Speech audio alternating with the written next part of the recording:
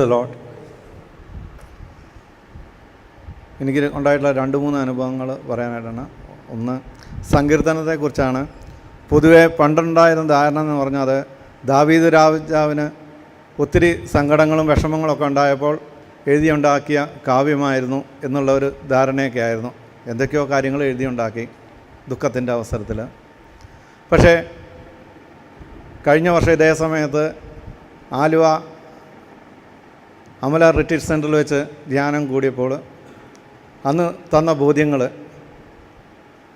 സങ്കീർത്തനത്തെക്കുറിച്ചുള്ള, പക്ഷേ അതിനേക്കാൾ ഉപരിയായിട്ട് ഈ ദാവീദ് രാജാവ് വരാനിരിക്കുന്ന രക്ഷകനെക്കുറിച്ചുള്ള ആ ആഴമായ ബോധ്യത്തിൽ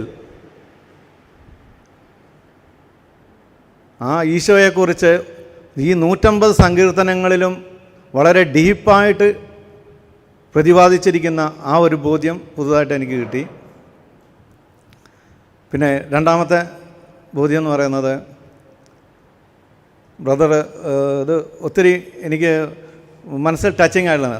എപ്പോഴും ഈ ഗ്രാഫിക്കുകൾ, ഈ പിക്ചറൈസ് ചെയ്യുന്ന കാര്യങ്ങൾ, അത് ഒത്തിരി നമ്മുടെ മനസ്സിനെ കൂടുതൽ ആഴത്തിൽ ടച്ച് ചെയ്യുന്ന കാര്യങ്ങളാണ്. ഇപ്പോൾ ഈശോയുടെ ജനനത്തെക്കുറിച്ച് ആ ആത്മാവിൽ, പരിശുദ്ധാത്മാവിൽ നിറഞ്ഞ് ജനിച്ചപ്പോൾ പരിശുദ്ധാത്മാവിനാൽ ജനിച്ചു. അത് കഴിഞ്ഞ് തുടർന്ന് പരിശുദ്ധാത്മാവിൻ്റെ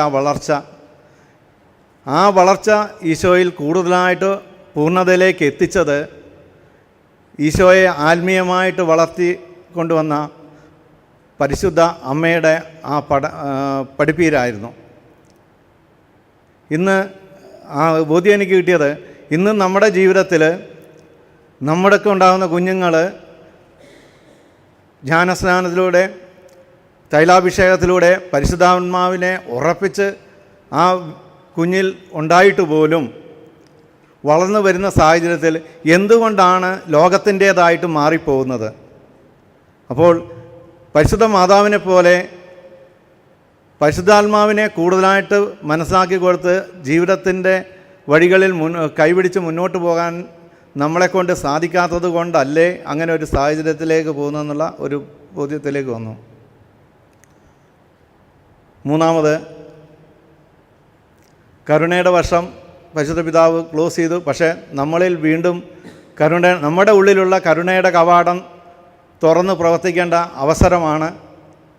എന്നിരുന്നാൽ പോലും എന്നിലുള്ള ഈ ഇന്നലെ വൈകിട്ട് തുടങ്ങിയ ക്ലാസ് മുതൽ ഇന്ന് ഉച്ചവരെ വന്ന സംഭവങ്ങളെക്കുറിച്ച് ചിന്തിച്ചപ്പോൾ എന്നിലുള്ള അനേക ഫരിസേയരെ എനിക്ക് കാണാൻ സാധിച്ചു. ഒത്തിരി എന്നിലുള്ള ഫരിസേയ മനോഭാവങ്ങൾ എനിക്ക് അനുഭവപ്പെടാൻ സാധിച്ചു. Thank you. കൈയടിച്ച് നന്ദി പറയാം.